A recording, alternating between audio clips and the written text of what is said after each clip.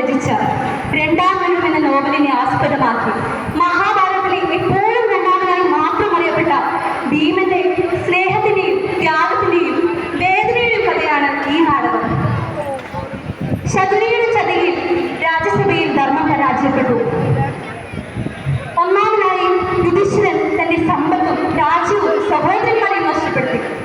ധർമ്മം നിശബ്ദമായ ആ സഭയിൽ അവസാനം പന്തയം വയ്ക്കപ്പെട്ടത് ദ്രൗപദിയായിരുന്നു. രാജ്ഞിയായിരുന്ന അവളെ ദുശാസനൻ എല്ലാവരുടെയും മുമ്പിൽ അപമാനിച്ചു.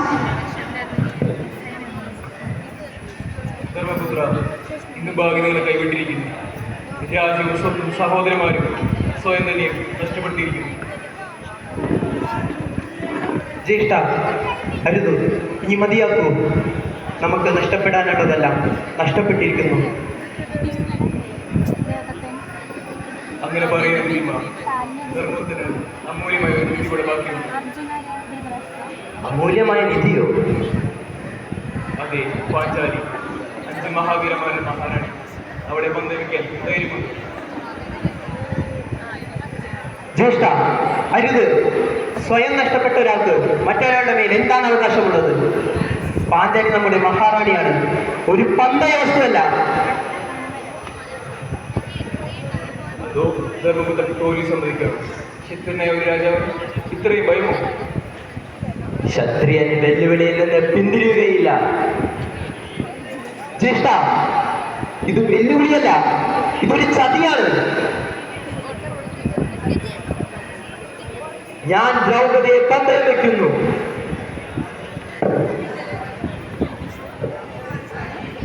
ധർമ്മപുത്ര, നിങ്ങൾ വീണ്ടും പരാജയപ്പെട്ടിരിക്കുന്നു. ജ്യേഷ്ഠ, നിങ്ങൾ ദ്രൗപദിയെ നഷ്ടപ്പെട്ടിരിക്കുന്നല്ലോ.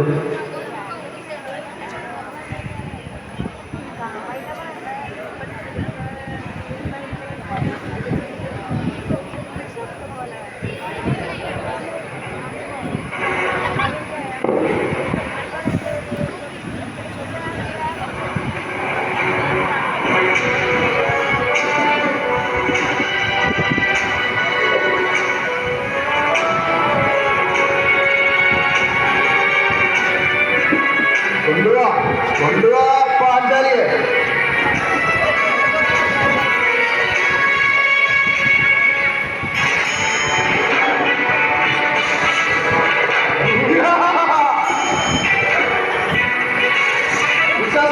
നിൽക്കരുത്, കൗരവരാജാവിന്റെ പൂർത്തീകരിച്ചു.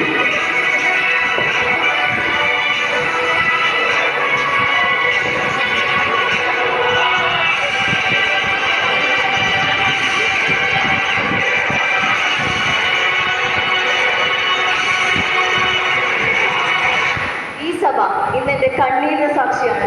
എന്റെ ഈ അപമാനത്തിന് കാരണക്കാരായ നിങ്ങൾ ഓരോരുത്തരും ഇതിന് വില കൊടുക്കേണ്ടി വരും.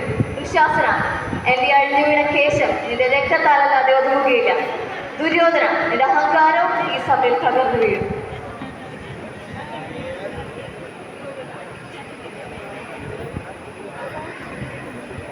ദ്രൗപദി, ഇന്ന് നിൻ ഭീമൻ ഈ നീചര നികൃഷ്ടമായ രാക്ഷസന്മാർക്ക് മുമ്പിൽ തലകുനിച്ച് നിൽക്കേണ്ടി വന്നു. എന്നാൽ ഞാൻ പ്രതിജ്ഞ ചെയ്യുന്നു, ദുശാസന, നിൻ മാർഗത്തിൽ നിന്നുള്ള രക്തം കൊണ്ട് ഞാൻ ദ്രൗപദിയുടെ കേശാപാനം ചെയ്യുന്നതായിരിക്കും. ദുര്യോധന, നിന്നെ ഞാൻ വധിച്ചിരിക്കും. ഈ രണ്ട് കൈകളായിരിക്കും നിന്റെ ജീവിതത്തിന്റെ അവസാന വാക്കുകൾ കുറിക്കുന്നത്. ഇത് വാക്കാണ്, കുന്തിപുത്രനായ ഭീമന്റെ വാക്ക്. അത് കാണാൻ നീ ജീവിച്ചിരിക്കോ ഭീമ? ഭീമന്റെ വാക്കുകൾ ഭീമൻ ഒരിക്കലും പാലിക്കാതെ ഇരുന്നിട്ടില്ല.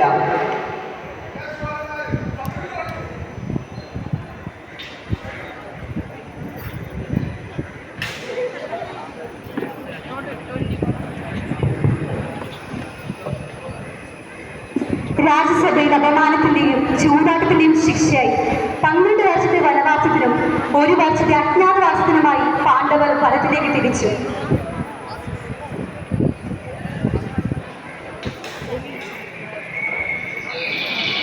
ഇനി അങ്ങോട്ട് ഈ വനത്തിലാണ് നമ്മുടെ ജീവിതം. കൊട്ടാരത്തിന്റെ പ്രൗഢിയോ അതിന്റെ സുഖസൗകര്യങ്ങളോ ഇല്ലാതെ ഈ കാട്ടുജീവികൾക്കും മഹാവൃക്ഷങ്ങൾക്കും ഇടയിൽ ഞാനാണ് ഭീമൻ, വായു ഭഗവാന്റെ മകൻ. അതിശക്തനും അമാനുഷികനുമാണ് ഞാൻ. എന്നെ കടന്നല്ലാതെ ഒന്നിനോ കല്ലിനോ മുള്ളിനോ കാറ്റിനോ മഴയ്ക്കോ ഒന്നിനും സഹോദരങ്ങളെ പല്ലിയെ സ്പർശിക്കാനാവുന്നതല്ല.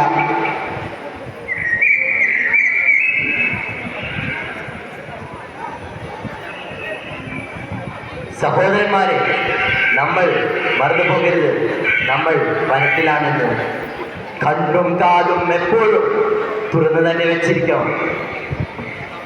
നമ്മൾ എപ്പോഴും എന്തിനും തയ്യാറായിരിക്കണം. ആരും നമ്മളിടത്തേക്ക് വരികയില്ല. ഞങ്ങളെല്ലാം നോക്കിക്കോളാം. ശപഥം തീരുമ്പോൾ ഞാൻ തളരില്ല.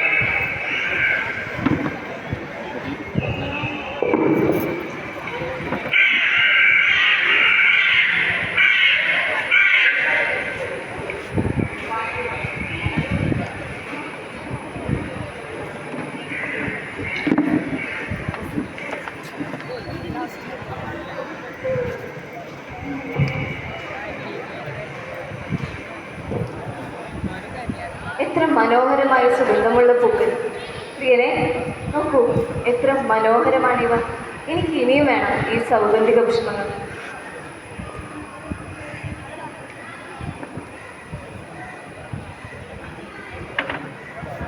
പ്രിയേ, നിന്നാഗ്രഹം എൻ കൽപ്പനയാണ്. കുബേരന്റെ ദിവ്യ ഉദ്യാനത്തിലാണ് സൗഗന്ധിക പുഷ്പങ്ങൾ പൂത്തുലസിച്ചിരുന്നത്. അവന്റെ ശക്തരായ യശന്മാരാണ് അതിന് കാവൽ നിൽക്കുന്നത്. സൗഗന്ധിക പുഷ്പങ്ങൾ പറിക്കുന്നതിനായി അവരുമായി മല്ലിടുകയാണ് ഭീമൻ.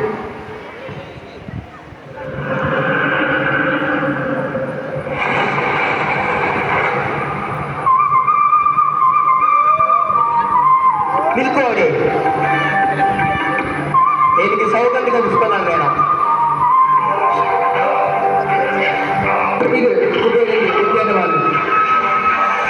പ്രവേശിക്കുവാനോ പുഷ്പം തൊടുവാനോ ഞങ്ങൾ സമ്മതിക്കില്ല.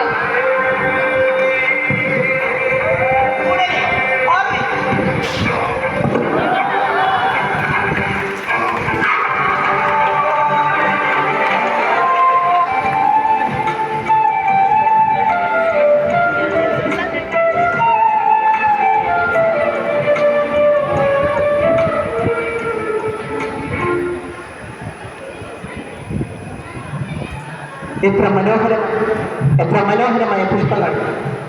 ഈ പുഷ്പങ്ങൾ എൻ പ്രിയയുടെ മുഖത്ത് പുഞ്ചിരി വിടർത്തും.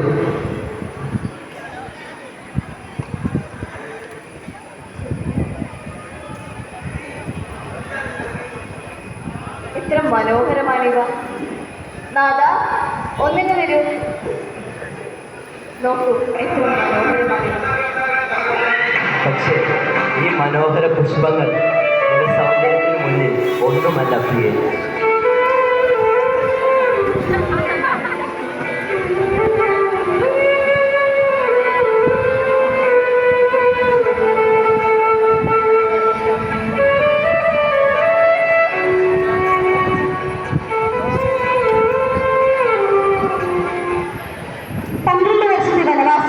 ഒരു വർഷത്തെ അജ്ഞാതവാസം അവസാനിപ്പിച്ച് പാണ്ഡവർ സ്വദേശത്ത് തിരിച്ചെത്തുന്നു. എങ്കിലും അവരുടെ അവകാശങ്ങൾ നിഷേധിക്കപ്പെട്ടു. അങ്ങനെ കൗരവരുടെയും പാണ്ഡവരുടെയും ഇടയിൽ കുരുക്ഷേത്ര യുദ്ധം ആരംഭിച്ചു. കുരുക്ഷേത്ര യുദ്ധം 16-ാം ദിവസം ദുശാസനവധം.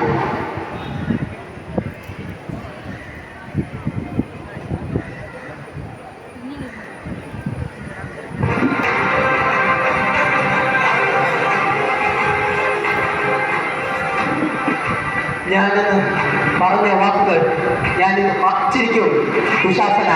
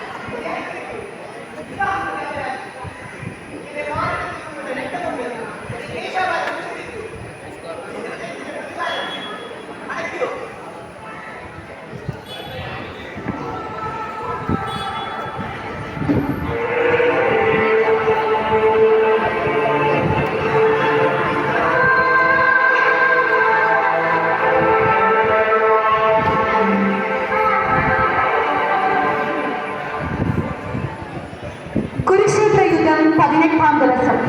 ദുര്യോധനവധം.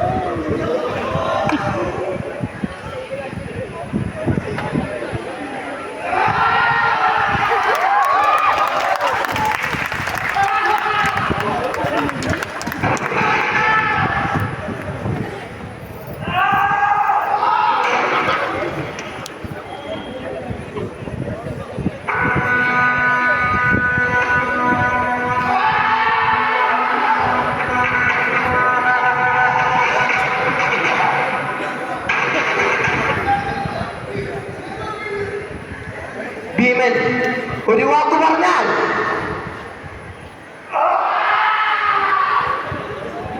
അത് പാലിച്ചു തന്നെ ഇരിക്കും.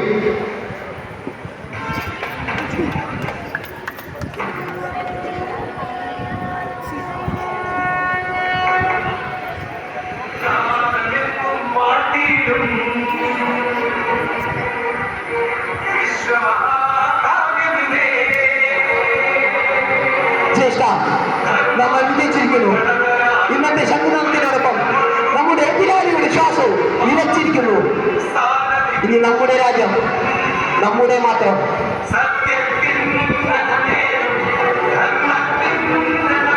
ഭീമ, നീയാണ് ഈ രാജ്യത്തിന്റെ രാജാവകാശി. നീയാണ് ദുര്യോധനയും ദശാസ്ത്രിയും. യുദ്ധം ആരുമായി വിജയിച്ചാൽ